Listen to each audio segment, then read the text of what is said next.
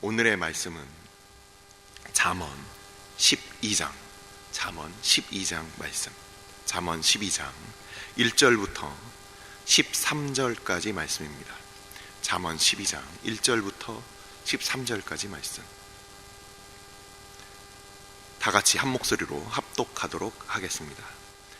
훈계를 좋아하는 자는 지식을 좋아하거니와 징계를 싫어하는 자는 짐승과 같으니라. 선인은 여호와께 은총을 받으려니와 악을 꾀하는 자는 정죄하심을 받으리라. 사람이 악으로서 굳게 서지 못하거니와 의인의 뿌리는 움직이지 아니하느니라. 어진 여인은 지아비의 면류관이나 욕을 끼치는 여인은 그 지아비의 뼈가 썩음 같게 하느니라. 의인의 생각은 정직하여도 악인의 도모는 속임이니라. 악인의 말은 사람을 엿보아 피를 흘리자 하는 것이거니와 정직한 자의 입은 사람을 구원하느니라. 악인은 엎드려져서 소멸되려니와 의인의 집은 서 있으라. 사람은 그 지혜대로 칭찬을 받으려니와 마음이 굽은 자는 멸시를 받으리라. 비천히 여김을 받을지라도 종을 부리는 자는 스스로 높은 채하고도 음식이 핍절한 자보다 나으니라. 의인은 자기의 가축의 생명을 돌보나 악인의 긍휼은 잔인이니라. 자기의 토지를 경작하는 자는 먹을 것이 많거니와 방탕한 것을 따르는 자는 지혜가 없느니라. 악인은 불의의 이익을 탐하나 이 의인은 그 뿌리로 말미암아 결실하느니라. 악인은 입술의 허물로 말미암아 그물에 걸려도 의인은 환난에서 벗어나느니라. 아멘. 축복하고 기도한 후에 말씀 보도록 하겠습니다. 아버지, 궂은 날씨 가운데도 주의 말씀을 사모하며 그 말씀을 쫓아 아버지 앞에 간구하며 회개하며 주의 뜻을 이루는 것들을 구하기 위하여 주님 앞에 달려온 주의 백성들 함께 모였습니다. 아버지, 한 주의 첫 시간을 또는 한 해의 마무리를 하나님 앞에 기도로 우리 주 되신 우리 아버지 앞에 함께 모인 주의 백성들 한 해 동안 하나님 앞에 드린 그 시간들, 믿음으로 드렸던 우리의 마음들 주께서 기뻐 받아주시고 올 한 해도 아버지 앞에 믿음으로 주를 기쁘시게 한 것처럼 내년 한 해도 하나님 앞에 믿음으로 살 것을 예비하는 우리들 되게 하여 주옵소서. 주님 오심을 우리가 기억하고 주님 오실 것을 우리가 함께 기억하며 오늘도 말씀을 쫓아 기도할 때 오직 주께서 주의 백성들 하나님의 거룩한 목적을 이루어 주옵소서. 먼저 주의 나라와 그의 의를 구하는 주의 백성들 이 모든 것들 더하여 주옵소서. 이 시간은 말씀 앞에 나아갑니다. 참된 지혜를 우리 가운데 허락하여 주시고 그 예전에 주의 백성들에게 베푸신 그 은혜를 오늘날 우리도 깨달아 알 수 있도록 오직 성령 하나님께서 전하는 자와 듣는 자들 가운데 그때에도 오늘도 역사하여 주옵소서. 감사드리며 예수님의 이름으로 기도합니다. 아멘. 우리는 이번 주와 다음 주에 저와 함께 이 잠언을 같이 살펴보고 주중에 이 잠언 말씀을 우리는 살펴볼 겁니다. 잠언은 처음 몇 달 전에 조금씩 이렇게 자투리 본문처럼 한 달의 뒷부분에 이 자투리처럼 나왔는데 이 잠언은 잠언 1장 그리고 잠언 10장 그리고 잠언 25장을 보면 이 잠언은 솔로몬의 잠언이다. 그리고 맨 마지막에 르무엘 왕의 어머니를 잠언이라고 그렇게 나와 있어요. 자, 우리는 이 잠언의 저자가 솔로몬임을 알고 솔로몬이 잠언 3000편과 그리고 시 1005편을 이렇게 적었다라고 성경에 이렇게 나와 있는데 이 잠언이 갖고 있는 이 특색, 이것을 이제 말씀드리기 전에 한 주 동안 우리가 살펴봤던 이 에스라 말씀 이 마무리와 그리고 복습만 하고 바로 오늘 본문으로 돌아가도록 하겠습니다. 자, 우리는 그 에스라 본문을 이제 금요일까지 해서 10장까지 마무리를 했는데, 이 에스라 본문에 있어서의 그 두 가지만 살펴보고 가려고 합니다. 에스라가 금식한 장면이 나옵니다. 에스라가 금식한 장면이 나오고, 그 금식이 두 번에 걸쳐서 나왔습니다. 언제 했을까요? 바사 제국으로부터 다시 이스라엘 땅으로 돌아올 때, 즉 바벨론 지역 이 아하와 강 그 주변으로부터 이스라엘까지 돌아오는 대략 1500km 정도의 그 길을 떠나기 전에 그들이 모여서 사흘 동안 금식을 한 장면이 있었습니다. 하나님 앞에 큰 일을 앞두고 우리의 힘으로 도저히 돌아올 수 없는 그 적군들의 그 손이라고 하는 그 적군들의 능력이 우리의 능력보다 더 클 때 하나님의 손을 의지함으로, 더 크신 하나님의 손을 의지함으로 그들이 금식했다라는 장면이 나왔어요. 두 번째 금식했던 장면은 어느 때였습니까? 에스라 9장과 10장에 보면은 에스라가 하나님 앞에 회개해야 될 때 그때 금식했다라고 이렇게 나옵니다. 하나님 앞에 간구해야 할 때, 그리고 하나님 앞에 죄를 회개할 때 이렇게 금식했다. 그리고 제가 첫 시간부터 말씀드렸던 역대상, 역대하, 에스라, 느헤미야까지 하나의 통으로 에스라 저자로 볼 때 느헤미야 1장에도 바로 이어서 느헤미야가 금식하는 장면이 나옵니다. 그 금식의 내용은 바로 에스라와 느헤미야가 같았어요. 그 내용이 무엇이었습니까? 내가 태어나기도 전에 있었던 이 조상들의 죄를 나와 내 아비의 집의 죄라고 이렇게 고백하고 있습니다. 그리고 에스라는 우리의 죄라고 얘기를 하고 있어요. 에스라가 크게 죄를 지은 사람이 아니고, 느헤미야가 크게 죄를 지은 사람이 아니고, 그 조상들의 죄로 말미암아 그들이 멸망했지만, 이 회개하는 사람들의 특징은 그 죄를 나의 죄로 본다는 거예요. 내가 비록 그 자리에 있진 않았지만 나도 동일하게 그 자리에 있었다면 하나님 앞에 죄인임을 우리가 고백하는 거예요. 많은 사람들이 의로운 척 합니다. 우리가 하나님 앞에 의로운 척 할 수 있어요. 하지만 우리도 하나님 앞에 죄인이라는 그 사실을 잊고 나를 포함해서 회개하지 않으면, 그러면 그 모든 회개는 자기 의만 드러날 뿐입니다. 바로 이러한 회개가 있었습니다.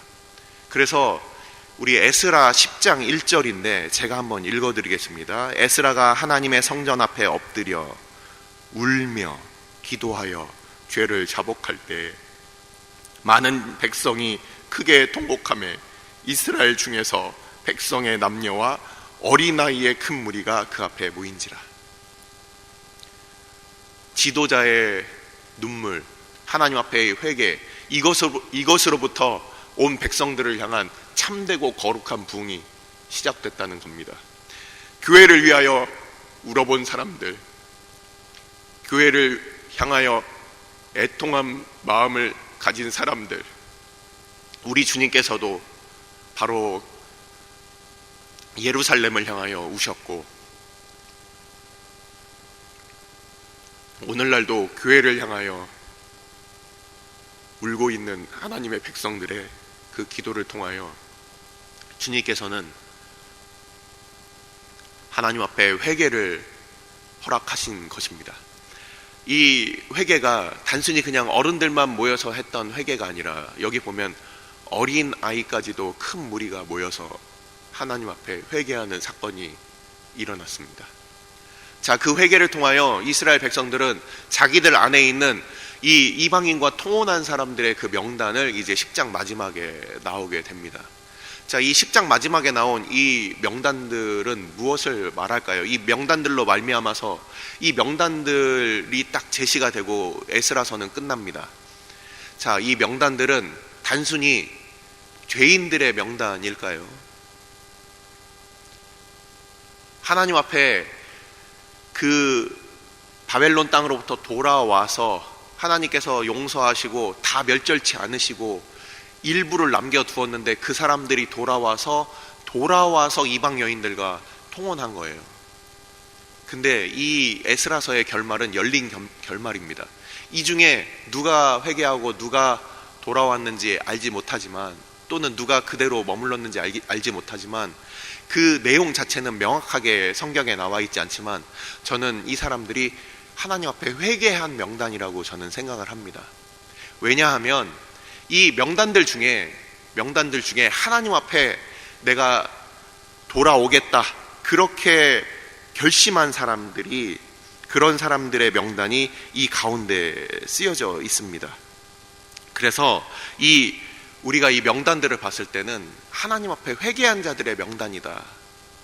하나님 앞에 죄악을 범할 수 있고 실수할 수 있고 하나님 앞에 우리가 하나님의 얼굴을 피할 수 있지만 다시금 하나님 앞에 회개하고 돌아올 때 하나님께서는 그들을 다시금 하나님의 백성으로 용서하시고 맞아주신다는 그러한 열린 결말로 이렇게 끝나게 됩니다.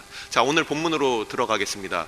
잠언 말씀은 그 특징을 이전에도 말씀드렸는데 다시 복습을 하고 가겠습니다. 잠언은 크게 두 가지를 기억해야 합니다. 잠언은 대조, 그리고 비유, 악한 자와 선한 자, 높은 자와 낮은 자, 교만한 자와 겸손한 자, 부유한 자와 가난한 자, 이런 식으로 대조해서 나오는 경우가 굉장히 많아요. 특별히 잠언 10장부터 시작되는 이런 이전에 있었던 강화체 잠언 말고 이런 시체 잠언이 있는데, 잠언은 시로 분류가 됩니다. 바로 이 10장부터 시작되는 이 시의 형식으로 되어 있는 이 잠언을 이 원어로 읽어보니까 굉장히 단어들만 그냥 나열이 이렇게 돼 있어요. 구구절절 설명으로 서술형으로 나와 있지 않고 마치 시처럼 운율로 압축해서 이렇게 적혀져 있습니다. 근데 그거를 이렇게 대비시켜서 설명을 하고 있어요. 그래서 우리 어렸을 때 어린아이들이 뭔가 설명했을 때 잘 못 알아듣고 논리력이 부족한 그 어린아이들을 우리가 쉽게 그들을 가르칠 때 어떻게 가르칩니까?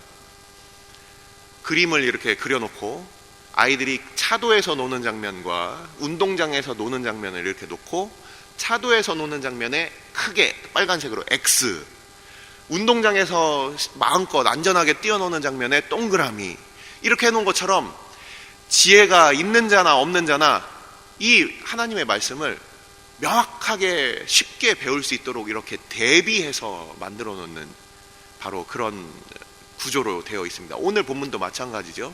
그리고 또 무엇이 있습니까? 비유해서 해놓는 거예요.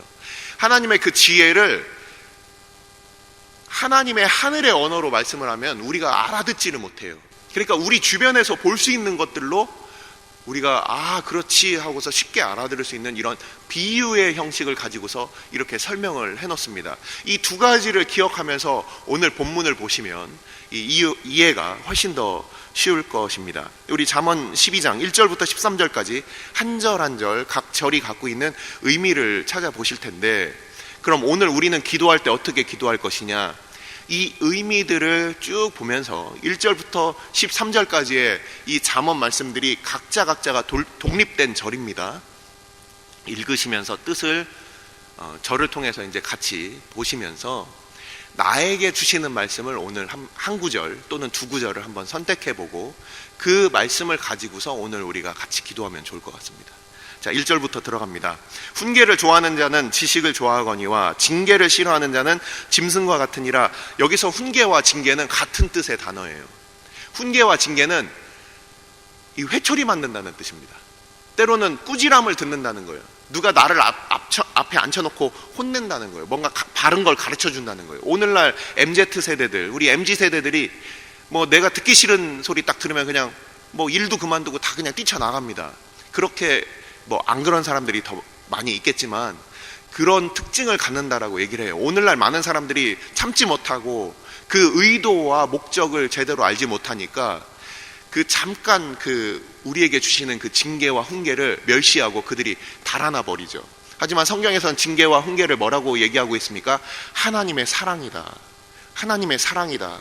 분명한 목적이 하나님의 자녀들을 대함과 같이 하나님께서 사랑하시는 것이다. 우리가 우리의 자녀들에 대해서 혼냅니다. 하지만 옆집 사람들 또는 뭐 알지도 못하는 어린이들을 우리가 괜히 막 불러다가 혼내겠습니까? 뭔가 애정이 있으니까 그렇게 하는 거예요. 근데 훈계를 좋아하는 자는 지식을 좋아한다. 징계를 싫어하는 자는 어리석다. 여기서 짐승과 같다라고 되어 있는데 원어를 보니까 이게 어리석은데 얼마나 어리석으냐, 짐승처럼 어리석다라는 그런 원어더라고요. 그래서 짐승들은 말을 해도 말귀를 못 알아들어요. 자기 고집대로 가요. 그러면 뭐가 필요합니까?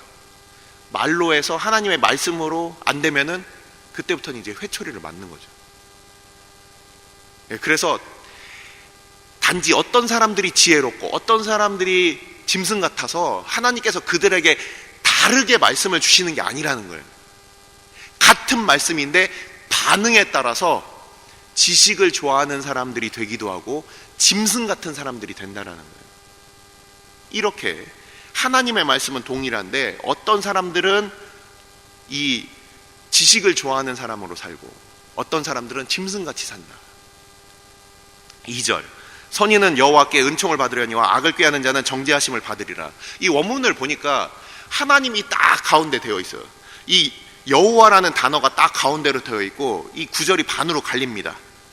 그래서 선하다, 선한, 토브, 하나님 편에서 보시기에 선한 사람, 좋은 사람이 있고, 그냥 악라라는 단어가 있는데 이게 뭐냐면 우리가 막 살다가 안 좋은 일이 일어나죠. 그것도 라예요. 하나님 앞에 하나님을 우리가 거역하고 살죠. 하나님의 말씀을 듣기를 싫어하죠. 이것도 라예요. 라라는 단어와 토브라는 단어가 이렇게 있으면은, 그러면 이 극명하게 갈리는 이 단어들 가운데서 은총을 받는 사람들이 있고 정죄함을 받는 사람들이 있어요. 하나님 보시기에 좋은 것들을 그렇게 사는 사람들은 은총을 받게 되고, 그리고 하나님 보시기에 싫어하시는 것들을 행하는 사람들은 정죄함을 받게 된다. 근데 여기서는 단순히 은총을 받는 자와 정죄를 받는 자가 중요한 게 아니라 그 가운데서 하나님이 심판하신다는 거예요. 우리가 볼 때 선한 일, 우리가 볼 때 좋은 일, 목사님 좀 돈 많이 벌어서 헌금 많이 하겠습니다. 우리가 볼 때는 좋은 일이라고 생각할 수 있지만 그게 하나님보다 앞서서 그 재물이 그들에게 우상이 된다면 하나님 앞에 그것이 선하다라고 할 수 있겠습니까? 할 수가 없죠. 돈뿐만 아니라 자녀들도 마찬가지고 우리의 개인의 삶도 마찬가지예요. 그것이 하나님보다 우상이 돼버리면, 하나님이 중심이 안 돼 있고 다른 것들이 돼 있으면 그게 다 하나님 보시기에는 정죄함을 주게 되는 그런 대상이 됩니다. 3절을 보시면 여기서는 이제 악으로서 굳게 서지 못하거니와 의인의 뿌리는 움직이지 아니하느니라. 이 관련된 구절을 제가 한번 읽어드리겠습니다. 자, 성경에서는 그 기초에 대한 부분을 얘기를 하는데 잠언 10장 25절입니다. 회오리 바람이 지나가면 악인은 없어져도 의인은 영원한 기초 같으니라. 이 기초가 굉장히 중요하다는 거예요. 흔들리지 않는 그 뿌리가 깊이 내리는 건데, 에베소서 3장 17절입니다. 믿음으로 말미암아 그리스도께서 너희 마음에 계시게 하시옵고 너희가 사랑 가운데서 뿌리가 박히고 터가 굳어져서. 이 견고한 터가 세워진다는 것은 이게 건물이 올라갈 때도 그렇고 식물이 잘 자라는데도 이 뿌리가 굳게 박히는 것이 중요합니다. 오늘 말씀은 바로 이 부분이에요. 악인이 악을 행함으로써 그들이 뿌리가 깊어지고 높게 설 수 있느냐? 그렇지 못한다는 거예요. 하지만 하나님 앞에 그 의롭게 사는 사람들은 그 뿌리가 움직이지 않는다. 많은 사람들이 이 세상의 방법과 이 세상의 어떤 그 자기들의 처세술에 의지하여서 살아가지만 그것이 뿌리가 깊지 못할 것이다. 아무것도 아니다. 바람에 나는 겨와 같다. 하나님의 말씀을 떠난 사람들은 바람에 나는 겨와 같다. 이런 뜻입니다. 4절에 어진 여인은 그 지아비의 멸류관이나 욕을 끼치는 여인은 그 지아비의 뼈가 썩음 같게 하느니라. 여기서 어질다라는 것이 이게 바로 하일이라는 그 단어입니다. 하일이라는 단어가 성경에 딱 3번 나오는데 여자에 대하여, 여인에 대하여 사용될 때 딱 3번 나옵니다. 룻기 3장 11절에 룻에 대하여, 룻이 그 보아스가 그 룻이라는 여인에 대하여 당신은 현숙한 여인이다. 이렇게 표현할 때 그때 그 현숙한 여인, 그리고 잠언 31장에 나와 있는 르무엘, 아까 말씀드렸던 르무엘 왕의 어머니의 그 잠언을 봤을 때 거기에 나오는 현숙한 여인에 대해서도 이 하일이라는 단어를 쓰고, 바로 여기에 나오는 이 어진 여인 할 때 이것도 하일이라는 단어를 쓰는 거예요. 여성들이 어질다 하실 때는 그냥 심사인당 같은 것이 아닙니다. 심사인당 같이 뭐 수놓고 뭐 여성답고 이런 게 아니라, 성경에서 나오는 이 하일이라는 단어는 많은 사람들을 이렇게 풍성케 하는 거예요. 내가 나를 위해서 꾸미고 나를 위해서 뭔가 하고 내 가족, 내 자녀들만 이렇게 챙기는 것이 이게 하일이 아니라, 이 잠언 31장을 보면 어떤 내용이 나옵니까? 자기의 종들을 먹이고 그들로 말미암아 소출을 하게 하고 다른 많은 사람들과 함께 무역하고 그 풍성함을 드러내는 그 여인을 이 하일이라는 단어를 씁니다. 자기만 바라보는 것이 아니라 바로 그 나오미를 돌보고, 이런 여인을 하일이라고 하는 거예요. 그래서 이 어진 여인이라는 것은 바로 이 지압이 자기의 그 남편을 영화롭게 한다라는 거예요. 여기서 면류관이라고 되어 있는데, 면류관은 그 사람을 영화롭게 하는 거예요. 이 아내로 말미암아 이 남편이 영광을 얻게 되는 겁니다. 하지만 그렇지 못한 여인은 어떻게 되어 있습니까? 남편의 뼈를 썩게 한다. 이 뼈라는 게 당시에 의학적인 지식은 있었는지 없었는지 우리는 알지 못하지만, 하나님의 말씀으로 봤을 때는 이게 생명의 근원을 마르게 한다, 이렇게 뜻을 볼 수가 있어요. 오늘날 우리가 의학이 발달된 오늘날에도 우리가 알고 있습니다. 피가 생명의 근원인데, 피는 어디서 나옵니까? 뼈 안에 있는 골수에서 나오는 거예요. 뼈를 마르게 한다는 것은 그 생명의 근원을 마르게 한다라는 의미예요.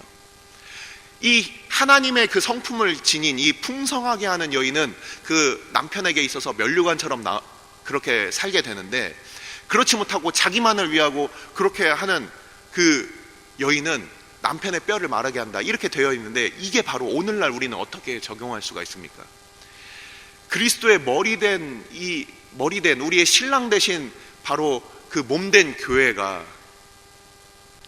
하나님의 그 성품을 닮아서 풍성하고 많은 사람들을 먹이고 살리는데, 그 뜻을 우리의 착한 행실로 말미암아 하나님 아버지께 영광을 돌려야 할 것인데, 우리가 우리끼리 좋아하고 우리끼리 이 안에서 그 영광을 서로 돌리게 되면은, 그러면은 하나님의 그 생명의 근원을 말리게 된다라는 거예요. 바로 이러한 모습들을 이 성경 잠언에서 계속 이야기를 하고 있습니다. 자, 5절은 의인의 생각은 정직하여도 악인의 도모는 속임이니라. 자, 여기서 우리 5절을 가지고서 또 한 가지만 더 말씀을 드리겠습니다. 5절을 보시면 의인의 생각은 정직하고 악인의 도모는 속임이니라. 아까 말씀드린 대로 대비가 나오고 있죠. 근데 이 잠언을 보실 때 또 하나의 요령입니다. 자, 의인의 생각은 정직하다. 악인의 도모는 속임이다. 여기서 악인의 도모라고 할 때 한 사람 악인이 생각하는 게 아니라 악인의 회의라고 이렇게 복수형으로 쓰여져 있어요. 악인들이 모여서 야, 이거 어떻게 하면 이 악한 일을 더 잘할까, 이렇게 얘기하는 거죠. 자, 근데 한번 보시면 어느 게 악하고 어느 게 선하다라고 우리가 볼 수 있느냐. 어떤 그 오늘날 이 상대화되고 포스트 모던 사회에 살면서 뭐가 선하고 뭐가 악한지 우리는 알 길이 없잖아요. 근데 이 잠언을 보시면서 우리가 또 지혜를 얻게 되는 부분은, 이걸 바꿔서 생각해 보면은 또 쉽게 우리에게 뜻이 다가오는 그런 말들이 있습니다. 5절 한번 보세요. 정직한 사람들이 의인의 생각이라는 거예요. 속이는 사람들은 악인들이다. 정직한 사람들이 의인이고 속이는 사람들은 악인인 거라는 거예요. 이 말이 무슨 뜻입니까? 우리는 어떤 사람들은 속이는 것, 뭐 중국에 가보면 뭐 가짜 계란, 뭐 가짜 이런 게 너무 많아요. 가짜 음료수 저 직접 사봤습니다. 가짜 돈도 많아요. 사람들이 가짜로 속이고 그거를 세상의 지혜라고 착각하는 사람들이 있어요. 하지만 성경에서 뭐라고 되어 있습니까? 속이는 것은 악인들이다. 정직하게 바보처럼, 야, 왜 이렇게 바보처럼 사냐? 이 정직하게 사는 사람들은 선하다, 의인이다, 하나님 보시기에 의롭다. 이렇게 우리는 이 말씀을 통해서 위로를 얻게 되는 거예요. 이 세상의 기준은 속여라, 더 많은 이익을 편취해라, 이렇게 얘기하지만 하나님의 말씀은 정직하게 살아가고 그 사람들이 바로 하나님 앞에 의인이다. 우린 이렇게 뒤집어 보면서 이 잠언을 또 살펴볼 수가 있습니다. 자, 6절부터 13절까지 뭐 여러 가지 얘기들이 있는데, 6절에 악인의 말은 사람을 엿보아 피를 흘리자 하는 것이거니와 정직한 자의 입은 사람을 구원하느니라. 오늘 그 날마다 솟는 샘물의 그 제목은 이 6절을 중심으로 되어 있어요. 6절, 그 피를 흘리는 사람인가 아니면은 구원하는 사람인가. 자, 여기서 말이라는 부분이 6절과 13절이 같이 이어져 있습니다. 6절과 13절 같이 보겠습니다. 악인의 입술은 허물로 말미암아 그물에 걸려도 의인은 환난에서 벗어나느니라. 이 말로 인하여서 사람을 죽이고 살리기도 한다라는 거죠. 이 말로 인하여서 사람들의 생명, 피를 흘린다는 것, 피라는 것은 생명의 근원이고, 구약 성경에서 피는 생명을 이야기를 합니다. 사람들에 대하여 말로 그렇게 중상하는 사람들, 거짓말로 사람들을 깎아내리는 사람들이 있어요. 우리는 잘 알고 있죠. 우리 주변에 있을 수 있어요. 내가 그걸 당한 사람들도 있고, 내가 때로는 그렇게 덫을 놓을 수도 있습니다. 하지만 사람들을 멸망시키는 말이냐, 우리가 하는 말이, 아니면 사람들을 구원하는 말이냐,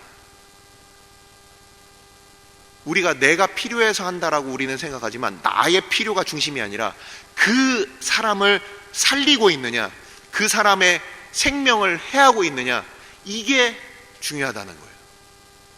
나는 내가 필요하다고 해서 뭐 자녀들한테도, 남편한테도, 친구들한테도, 부인한테도 얘기할 수 있지만, 그 말이 살리는 것이냐, 구원하는 것이냐, 아니면 피 흘리게 하는 것이냐, 이것을 우리는 보게 됩니다.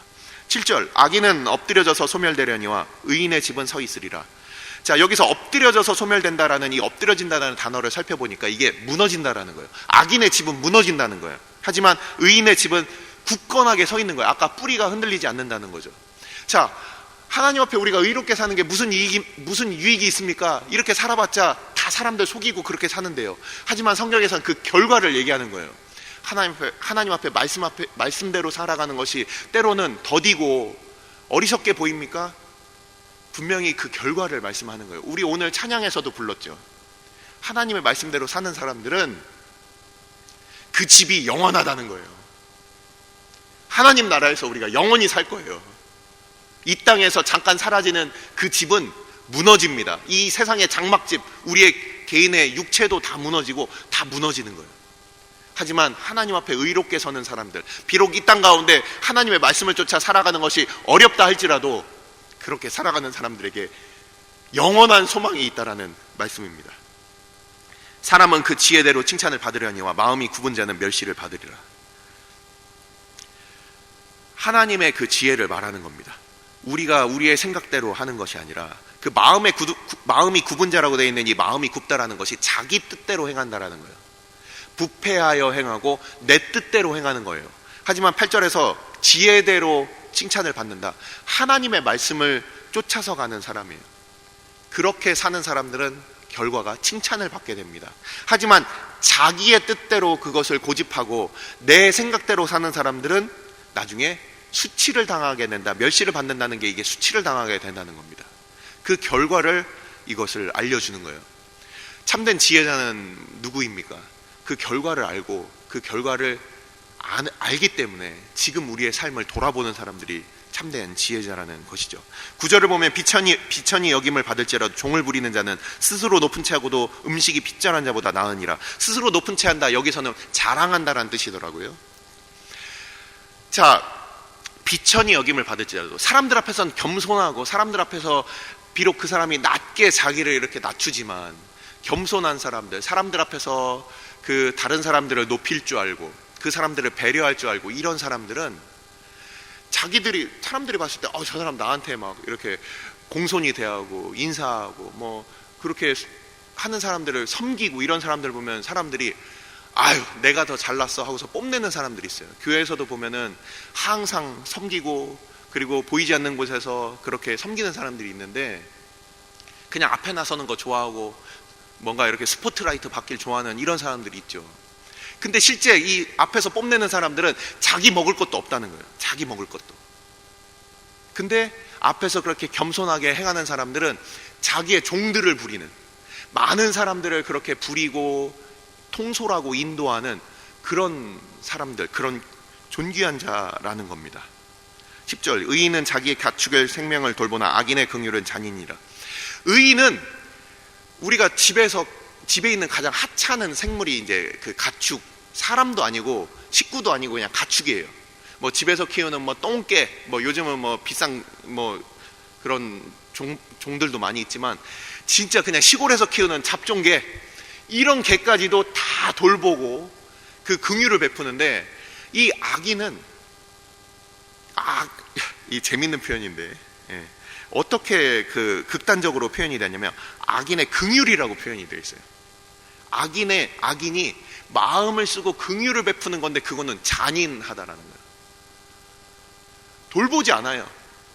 이 의인은 아주 작은 거라도 주변에 있는 것들을 다 돌보는데, 악인은 가장 가까운 사람에게도 막 함부로 한다는 거죠. 이게 바로 이 의인과 악인의 차이입니다. 자기한테 잘해주는 사람한테도 함부로 하는 사람들, 거꾸로 다시 생각해보면 자기한테 잘해주는 사람한테도 함부로 하는 사람들, 이 사람들은 악인이다. 하지만 작은 사람들에게 이 선을 베푸는 사람들은 의인이구나, 이 기준을 또 보게 됩니다. 11절, 자기의 토지를 경작하는 자는 먹을 것이 많거니와 방탕한 것을 따르는 자는 지혜가 없느니라. 방탕한 것이라는 이 단어가 헛되다라는 뜻이에요. 헛된 것. 시간을 많이 들였지만 죄송합니다. 조금만 더 보겠습니다.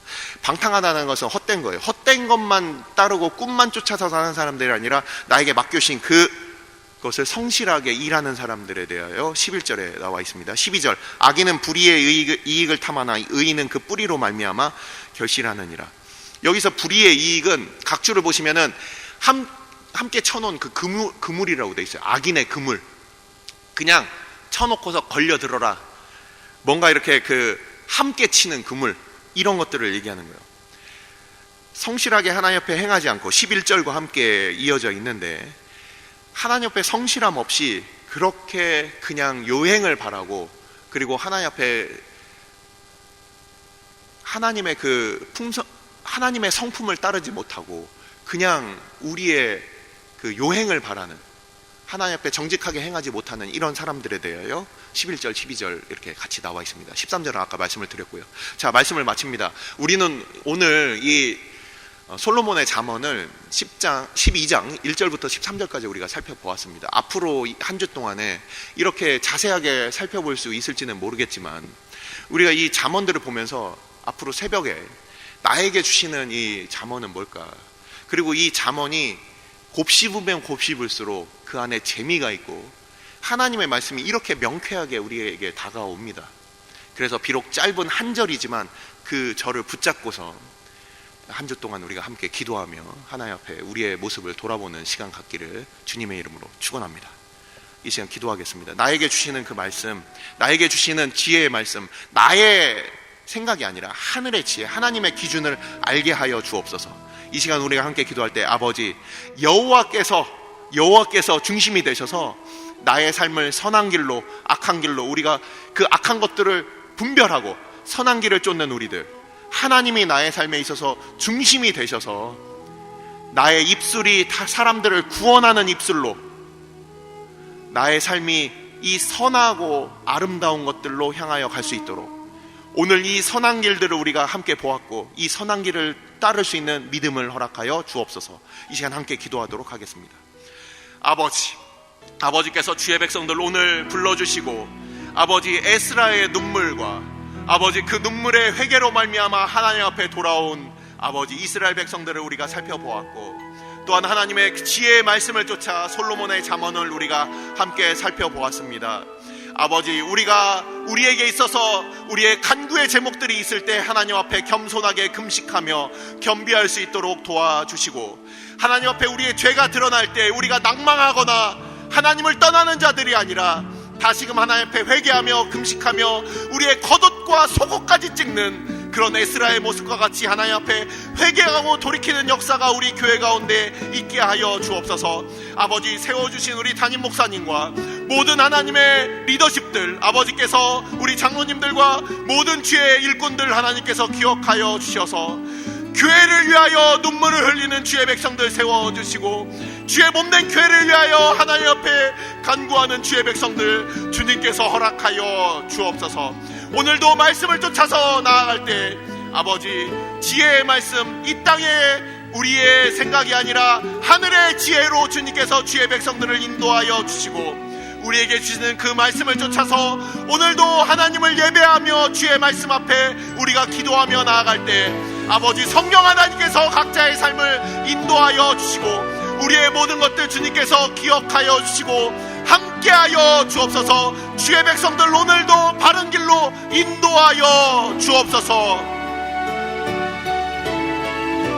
오늘 주일은 특별히 오늘 주일 예배와 주일 사역을 위해 기도하는 날입니다. 이 시간 기도하실 때 오늘 예배가 하나님 기뻐하시며 하나님의 임재가 있는 예배가 되게 해달라고, 오늘 강단을 살려주시고 말씀 전하시는 목사님 위에 성령으로 기름 부어 달라고, 교회 모든 부서와 섬기시는 일꾼들이 먼저 큰 은혜 누리게 해달라고, 계속해서 담임 목사님을 위해 기도해 주시고 함께 동역하시는 장로님들과 교육자들이 사랑으로 하나 되어 온 교회가 성령으로 충만한 가운데 부흥의 역사를 이루게 해달라고, 주일 예배와 사역을 위해 합심으로 기도하신 후에 자유롭게 기도하시면 되겠습니다. 이 시간 기도하실 때 먼저 저를 따라해 주시기 바랍니다. 주여 은혜를 베풀어 주옵소서. 주여 은혜를 베풀어 주옵소서. 다 같이 합심으로 기도하시겠습니다.